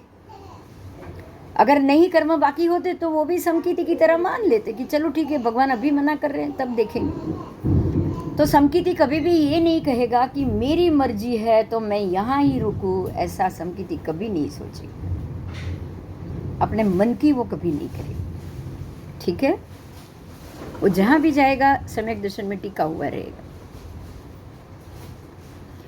5 लक्षण जिससे आत्मा की पहचान हो, अब ध्यान दीजिए, ऐसे 5 लक्षण जिससे आत्मा की पहचान हो। अब समकिति के 5 लक्षण आए, पहले 5 भूषण थे, अब आए 5 लक्षण। अब समकिति आत्मा कैसे पहचाना जाएगा? तो उपशम, उपशम मतलब कि किसी भी चीज़, अगर कोई घटना हुई है तो वो शमन करेगा, शांत होगा, वो कोशिश करेगा कि मैं ये घटना के अनुरूप ना चला जाऊं। फिर संवेग, उसके बाद है निर्वेद, उसके बाद है अनुकंपा और आस्तिक्य। ये पांचों आगे आएंगे, गाथा में डिटेल से आएंगे। अभी आप ये जान लो उपशम क्या है, उसके बाद संवेग क्या है, निर्वेद। तो बिल्कुल अब मुझे समकिति यही चाहेगा मुझे जन्म ही नहीं लेना। जन्म मिलेगा तो 3 में से एक वेद मिलेगा, स्त्री वेद, पुरुष वेद, नपुंसक वेद। या स्त्री वेद मिलेगा या पुरुष वेद मिलेगा या वनस्पति का, या उसमें तो चले जाओगे आप, नपुंसक बन जाओगे, निगोद में जाओगे नपुंसक बन जाओगे। ये 3 में से एक वेद मिलेगा। निर्वेदी सिद्ध गति है, तो समकिति को वेद चाहिए ही नहीं, वो निर्वेद ही मांगेगा। वो अनुकंपा मांगेगा। अनुकंपा का मतलब है हर एक जीव पे करुणा, प्रत्येक जीव पे करुणा, किसी की गलती उसको दिखाई नहीं देगी। और आस्तिक्य, जो सच है वही मुझे चाहिए। आस्था, आस्तिक्य, चाहे दिखे नहीं मुझे, कोई बात नहीं, नहीं दिखे चलेगा, सामने नहीं है। आस्तिक्य का मतलब ये श्रद्धा, परमात्मा के अंदर आस्तिक्य। संसार से बाहर जाना है, इनका ही हाथ पकड़ना है। संसार से बाहर निकलना है तो भोग को छोड़ना है, संसार से बाहर निकलना है, कर्म को खत्म करना है, वो भी शांति से। तो ये जो भाव है वो है समकिति के 5 लक्षण। ऐसा सोचने वाला, ऐसे में रहने वाला जीव ही समकिति हो सकता है, अन्य कोई जीव समकिति नहीं हो सकता है। तो ये इसके लिए ये उसके लक्षण है। जो आत्मा में ये लक्षण दिखाई देंगे, 5 लक्षण। उपशम, वो शांत होता जा रहा है, शांत होता जा रहा है, उसके क्रोध कम हो रहे हैं, उसका राग कम हो रहा है, उसका द्वेष कम हो रहा है। संवेग, संवेग मतलब कि अब वो ये कोशिश में है कि जो उपशमन किया है वो भी अपने आप खत्म होता जाए, शांत होता जाए, शांत होता जाए। उसके बाद आ रहा है निर्वेद। जो निर्वेद है, अब कोई वेद में उसको नहीं आना, वैरागी बनना है। अनुकंपा, प्रत्येक जीव जो तरफड़ रहे हैं, जो कुछ भी सोच रहे हैं, जो गलत सोच रहे हैं, सबके ऊपर करुणा है। और आस्तिक्य कि सच वही है कि ये संसार से बाहर निकलो, मोक्ष लो। तो इस प्रकार से जो होगा वो लक्षण होगा। ये 5 लक्षण हुए। अब 6 प्रकार की जैना, ठीक है, वो है 6 प्रकार की जैना। 6 प्रकार की जैना क्या होगी? अन्य तीर्थ, अन्य देव, अन्य धर्मी के द्वारा ग्रहण की हुई अपनी जीन प्रतिमा को वंदन करने से जैना। अगर मैं नहीं कर पाऊँ, मैं वंदन कर रहा हूँ अपनी जिन प्रतिमा जो दूसरे के हाथ में है। जैसे कि अगर आप वहाँ पे जाओ और लगे कि कुछ और तरीके से यहाँ पे क्रिया हो रही है तो आपको छोड़ देना है। आपको ये पता है केसरिया जी वहाँ तो पूजा हो ही रही है, नवंग से पूजा हो ही रही है, तो वो ऐसे में नहीं आएगी, ये गिनती में नहीं आएगी। तिरुपति बालाजी वहाँ पे भी भोग और सब लग रहा है, लेकिन वहाँ पे कोई वध वो नहीं हो रहा है। फिर भी आप जाओगे वहाँ दर्शन करोगे तो तिरुपति बालाजी के रूप में नहीं करोगे, लेकिन हमारे जो नेमिनाथ भगवान है या जो पार्श्वनाथ भगवान है, ये उनकी प्रतिमा है, उस रूप में आप वंदन करोगे, जैसे भरत राजा ने किया। याद रखिएगा, ये उदाहरण हमारे लिए बहुत अच्छा है। भरत राजा ने जाके मरीचि का वंदन किया है, लेकिन अंदर रहे परमात्मा की आत्मा को किया है। अगर आप तिरुपति जा रहे हो तो प्रतिमा को वंदन करोगे, लेकिन ये सोच के करोगे कि आप ये नेमिनाथ भगवान को या फिर पार्श्वनाथ जो परमात्मा है उसको वंदन कर रहे हो। अगर आप बद्रीनाथ गए तो आदिनाथ भगवान समझ के आप वंदन करो। समझ में आई बात? ये बहुत ध्यान रखना है। अगर अष्टापद गए, वहाँ और कोई देव मिले, अन्य धर्मी देव मिले, तो वहाँ हमारे आदिनाथ भगवान 24 परमात्मा की, तीर्थंकर परमात्मा की प्रतिमा जी है, ये मान के वंदन करोगे।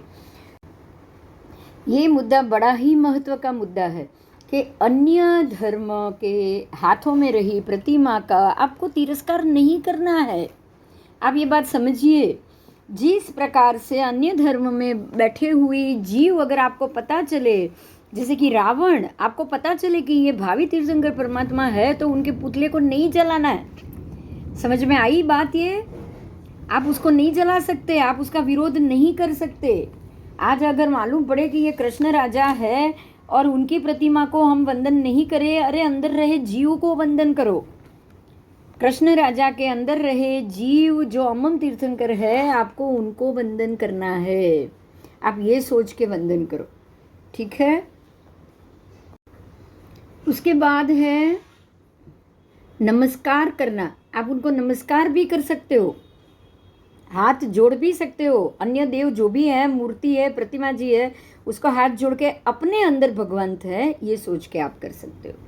पर अन्य देव समझ के आपको नहीं करना है। अन्य देव मेरा ये कार्य कर लेंगे, मुझे ये कार्य सिद्धि करा लेंगे, ये सोच के नहीं करना है, ठीक है? हाँ, वो अगर वहाँ के रक्षणहार है तो आप ये रक्षणहार हो, तो आप मेरे शासन का कार्य करने के लिए प्रतिबद्ध हो जाओ।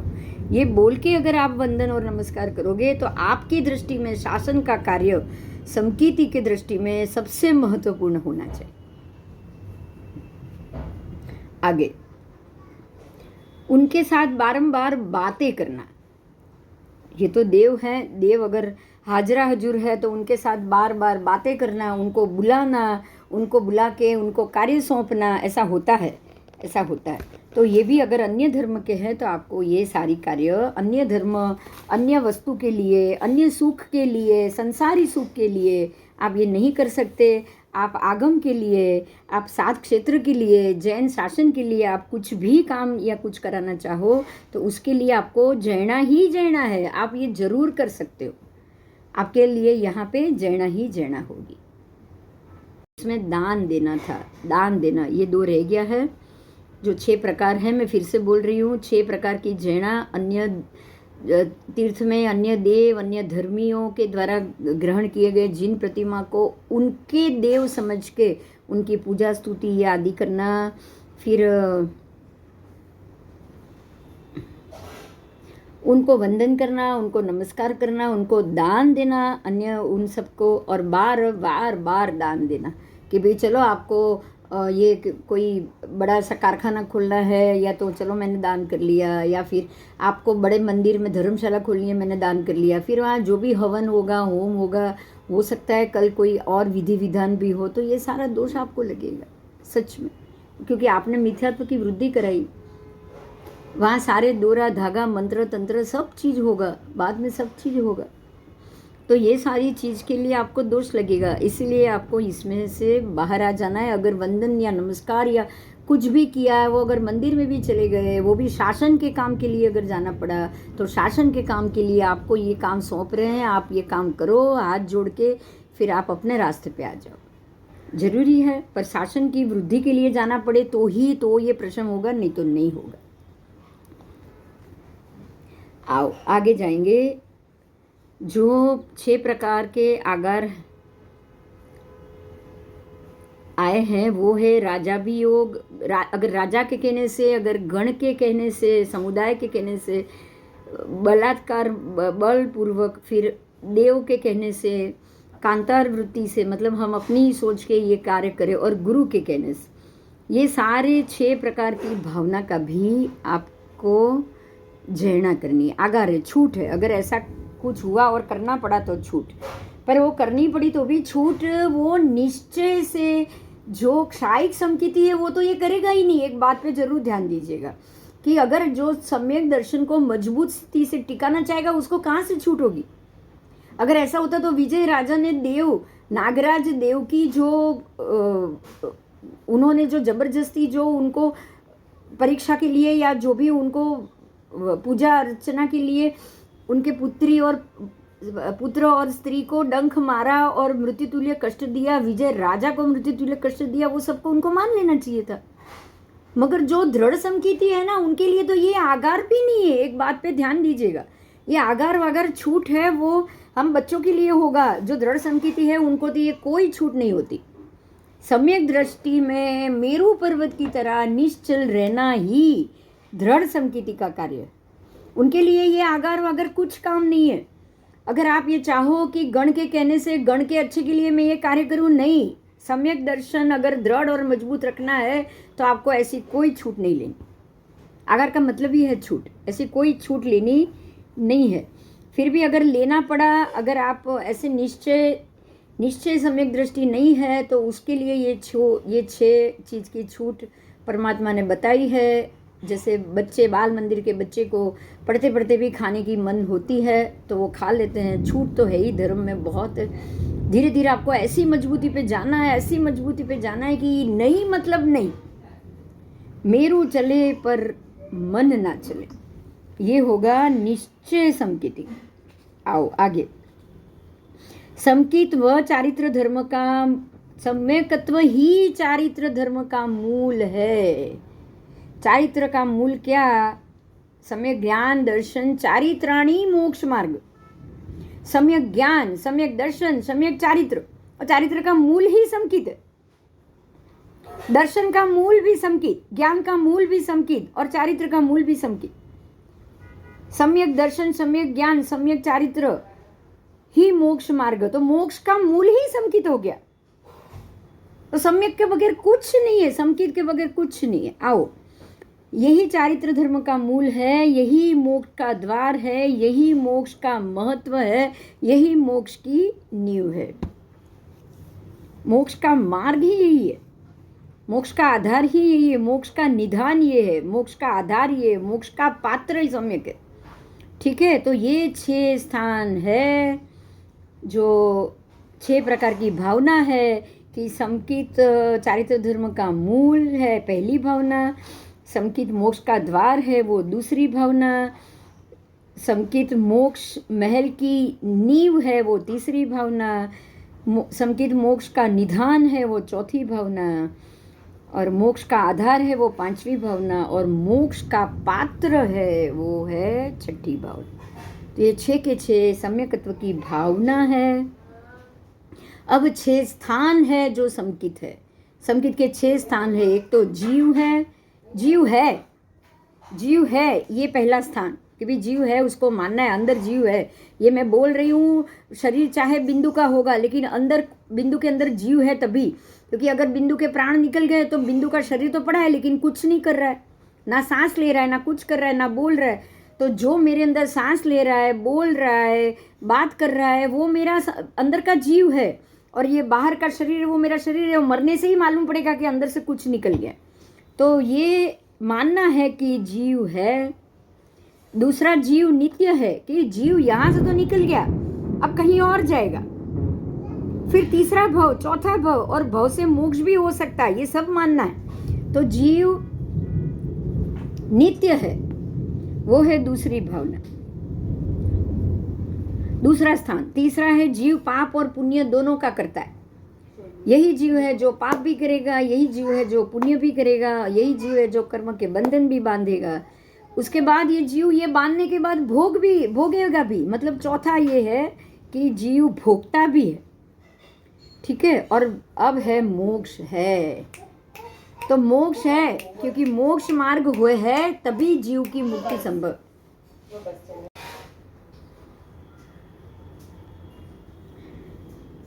तो जीव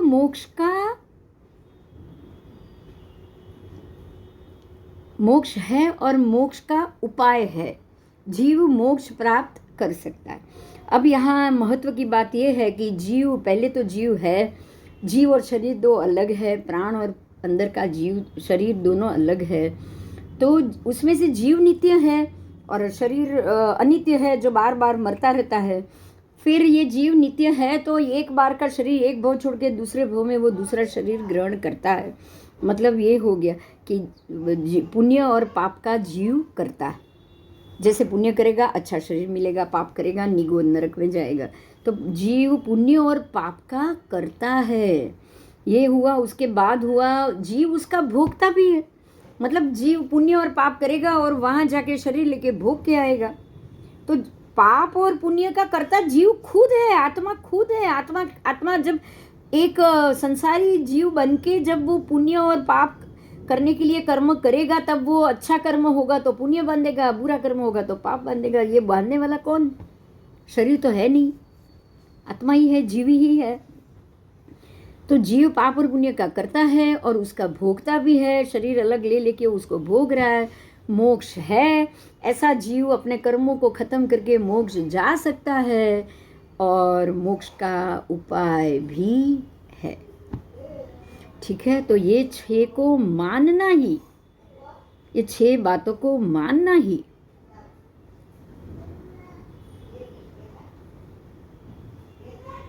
ये 6 सम्यकत्व का स्थान है।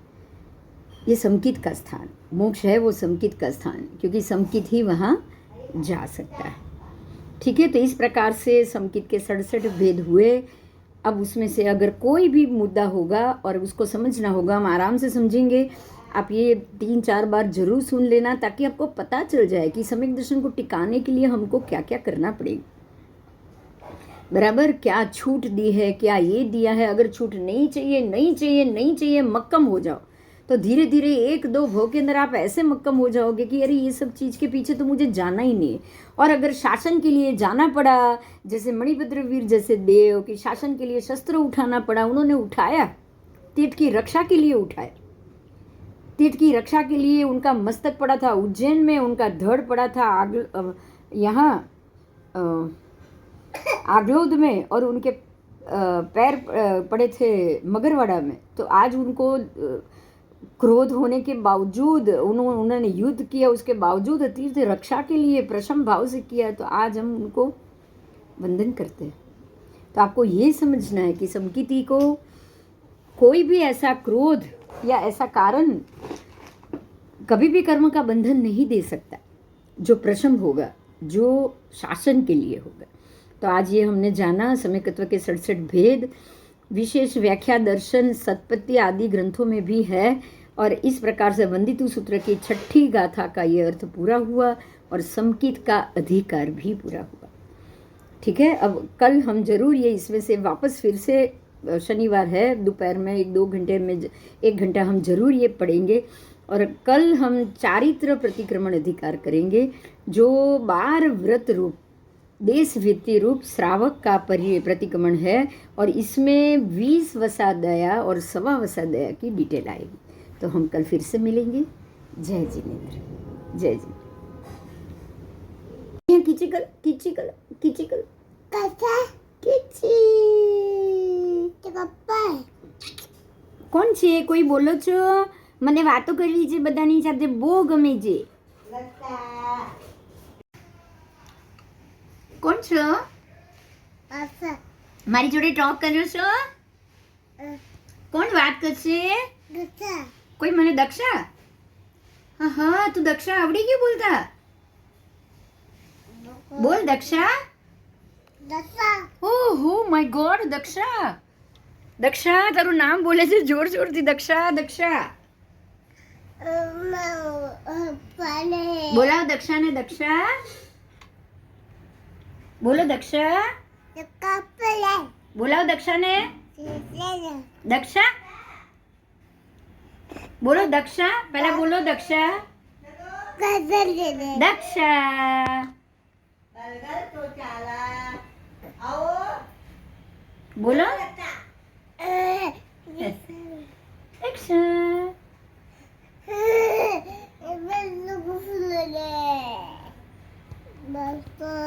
બબુ તમે કોણ છો